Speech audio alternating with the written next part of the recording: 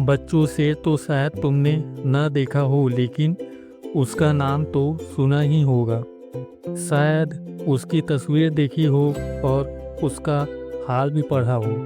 शेर अक्सर जंगलों और कछारों में रहता है।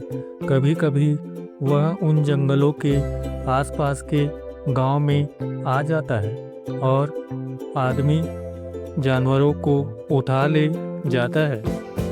कभी कभी उन जानवरों को मारकर खा जाता है जो जंगलों में चरने जाया करते हैं। थोड़े ही दिनों की बात है कि एक गृहिणी का लड़का गाय बैलों को लेकर जंगल में गया और उन्हें जंगल में छोड़कर आप एक झरने के किनारे मछलियों का शिकार खेलने लगा। जब शाम होने को आई तो उसने अपने जानवरों को इकट्ठा किया, मगर एक गाय का पता न था। उसने इधर उधर दौड़ धूप की, मगर गाय का पता न चला। बेचारा बहुत घबराया। मालिक अब मुझे जीता ना छोड़ेंगे। उस वक्त ढूंढने का मौका ना था, क्योंकि जानवर फिर इधर उधर चले जाते हैं। इसलिए वह उन्हें लेकर घर लौटा और उन्हें बाड़े में बांधकर बिना किसी से कुछ कहे हुए गाय की तलाश में निकल पड़ा।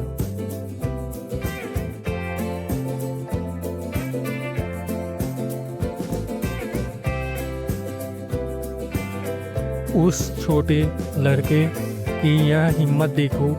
अंधेरा हो रहा है, चारों तरफ सन्नाटा छाया हुआ है, जंगल भाय भाय कर रहा है, गीदड़ों को हैवान सुनाई दे रहा है, पर वह बेखौफ जंगल में बड़ा चला जाता है।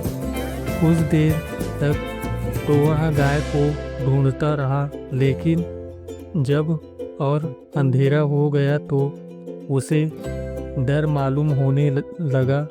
जंगल में अच्छे अच्छे आदमी डर जाते हैं। उस छोटे से बच्चे का कहना ही क्या, मगर जाए कहाँ। जब कुछ न सूझी तो एक ऊंचे पेड़ पर चढ़ गया और उसी पर रात काटने की ठान ली। उसने पक्का इरादा कर लिया था कि बगैर गाय को लिए घर ना लौटूंगा। दिन भर का थका मादा तो था, उसे जल्दी नींद आ गई। नींद चारपाई और बिछावन नहीं ढूंढती। अचानक पेड़ इतनी जोर से हिलने लगा कि उसकी नींद खुल गई।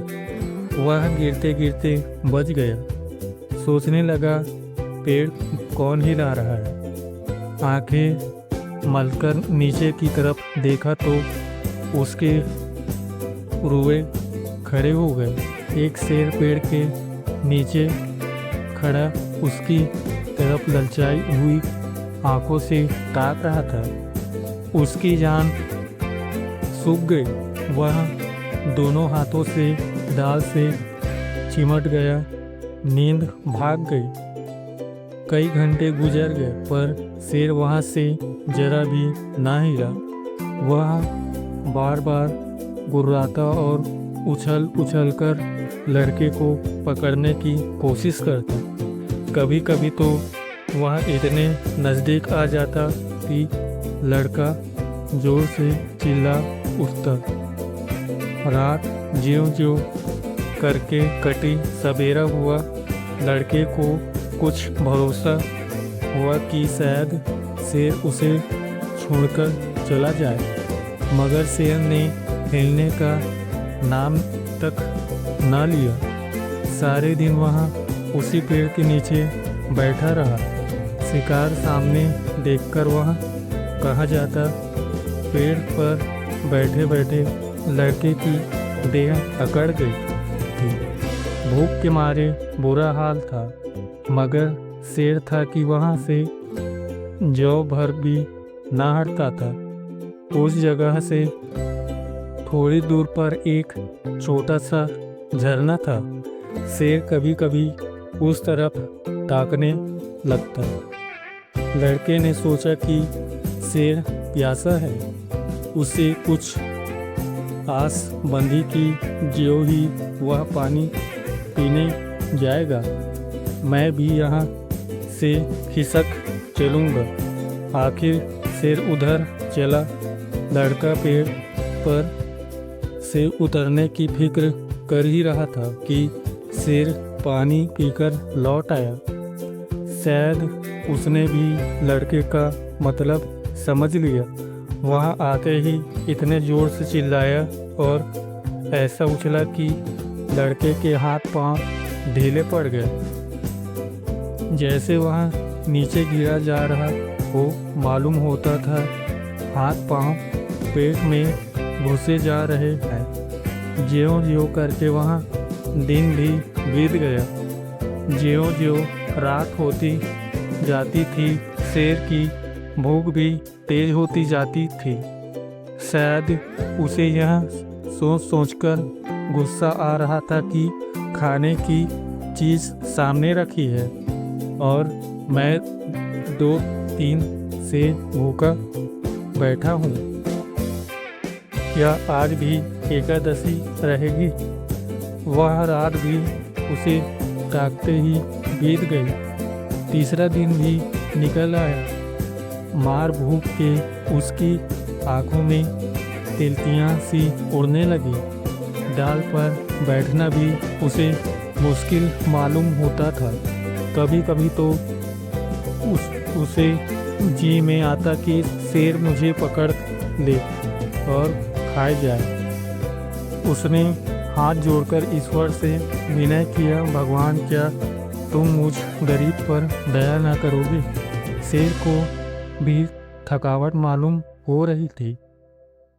बैठे बैठे उसका जी उब गया। वह चाहता था कि किसी तरह से जल्दी शिकार मिल जाए।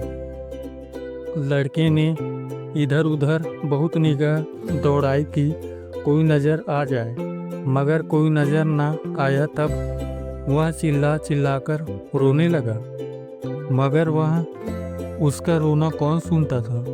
आखिर उसे एक तब्दील सूझी। वह पेड़ की फुनंगी पर चढ़ गया और अपनी धोती खोलकर उसे हवा में उड़ाने लगा कि शायद किसी शिकारी की नज़र पड़ जाए।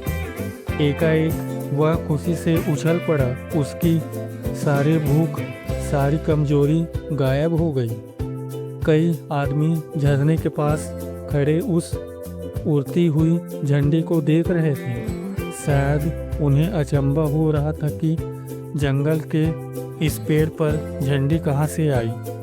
लड़के ने उन आदमियों को गिना, 1 2 3 4। जिस पेड़ पर लड़का बैठा था वहाँ की जमीन कुछ नीची थी। उसे ख्याल आया कि अगर वे लोग मुझे देख भी ले तो उनको यह कैसे मालूम होगा कि इसके नीचे 3 दिन का भूखा शेर बैठा हुआ है। अगर मैं उन्हें होशियार ना कर दूं तो यह दोस्त किसी न किसी को जरूर चट कर जाएगा। यह सोचकर वह पूरी ताकत से चिल्लाने लगा। उसकी आवाज़ सुनते ही वे लोग रुक गए और अपनी अपनी बंदूकें संभालकर उसकी तरफ ताकने लगे।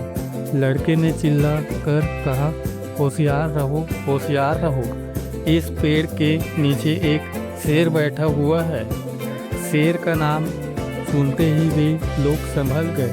चटपट बंदूकों में गोलियों भरी और चौकन्ने होकर आगे बढ़ने लगे। शेर को क्या खबर कि नीचे क्या हो रहा है।